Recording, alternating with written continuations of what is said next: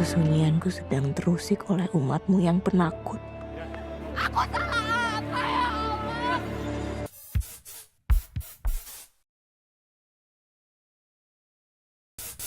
Ofensif adalah kata pertama yang muncul di kepala gue ketika menonton film ini. Tahu kenapa? Mungkin Hanung ataupun tim produksi sadar akan kontroversi yang akan terjadi. Di film ini ketika kalian pertama kali menonton, kalian akan disuguhkan dengan pemberitahuan bahwa ketidaknyamanan terhadap film ini.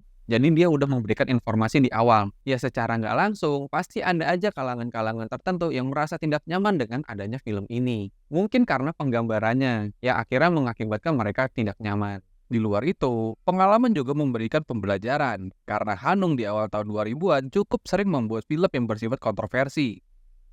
Tapi Hanung memang cukup berani. Salah satu film yang gue suka dari dia adalah Tanda Tanya. Di film kali ini gue masih cukup salut dengan Hanung karena keberaniannya untuk bermain tentang agama. Kritik sosial terhadap organisasi radikal yang mendukung pendirian agama berdasarkan ideologi tertentu dan memperlihatkan cara beragama yang otoriter serta dogmatis dari beberapa anggotanya. Sudah jelas semuanya, Kiran. Kalau ibu lebih percaya mereka terus, Kiran sama siapa, Bu? Tuhan izinkan aku berdosa merupakan sebuah kata yang cukup frontal. Tapi dari satu sisi, ada sebuah pesan moral yang tersirat. Kita diingatkan untuk tidak kalah dengan cobaan, apalagi menentang kuasa Tuhan. Hanya karena hati dipatahkan sesama manusia. Selain itu, film ini juga menyinggung tentang kekuasaan. Yang kita tahu semua bahwa ketimpangan kekuasaan antara laki-laki dan perempuan itu cukup tinggi. Tidak tanggung-tanggung, di film ini juga diberikan gambaran tentang seorang politisi yang berlagak sok suci, yang pada kenyataannya tidak seperti itu secara perilakunya. Kamu itu burung merak. So, bagaimana? Film ini cukup banyak cakupannya, dari mulai membicarakan agama hingga ke dunia politik. Tapi menurut gua ini tuh jadi cukup nanggung. Karena kalau misalkan kita nonton sampai akhir, film ini sebenarnya terasa tidak selesai. Tapi itu menurut gua. Namun kesunyianku sedang terusik oleh umatmu yang penakut. Aku salah apa ya Allah? Kesusahan finansial itu terkadang membuat orang menjadi gelap mata untuk melakukan apapun demi bertahan hidup. Dan buat orang yang berlebihan kekuasaan pun juga sama, menjadi hal segala sesuatunya karena memiliki kekuatan untuk menjatuhkan. Film ini sangat manusiawi menurut gua, karena penggambaran dua sosok dalam tubuh manusia itu sangatlah ada. Kadang kita bisa marah, kadang kita senang. Kadang otak kita berpikir berbeda dengan apa yang kita jalankan. Seperti itulah penggambaran Kiran menurut gua. Ada kabar gembira. Pimpinan sekaligus panutan gerakan kita.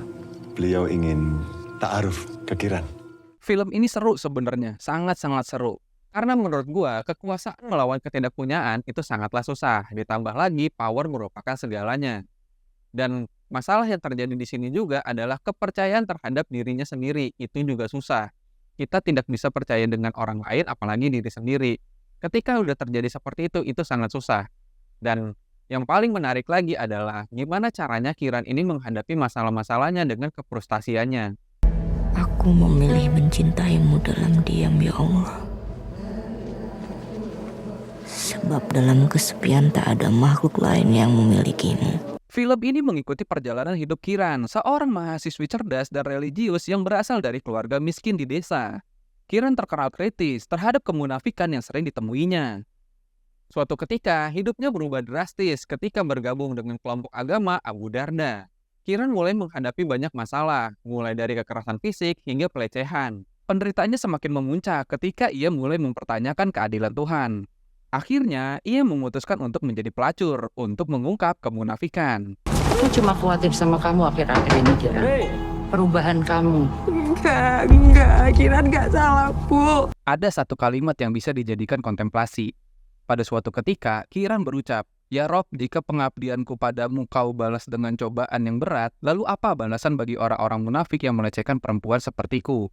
Biasanya, ketika kita sudah berhadapan dengan Tuhan dalam sebuah doa, sudah dipastikan kita dalam kondisi yang tidak baik-baik aja. Tidak punya kekuatan dalam menghadapi cobaan, tapi ingin cepat keluar dari masalah tersebut. Keberanian Kiran dalam menghadapi berbagai tantangan dan penderitaan menggambarkan perjalanan batin dan moral yang penuh dengan konflik. Di lain itu, mengguncangkan keyakinannya dan mempertanyakan nilai-nilai agama yang dianutnya. Film ini memberikan pandangan mendalam tentang perjalanan individu melawan kemunafikan dan ketidakadilan. Jadi nggak ada salahnya juga untuk kalian menonton film ini, mumpung masih ada di bioskop. Nggak tahu, Antum takut. Aku tidak mau takut padamu ya Allah. Antum punya anak, Aku mau mencintaimu dengan bahagia. dan anak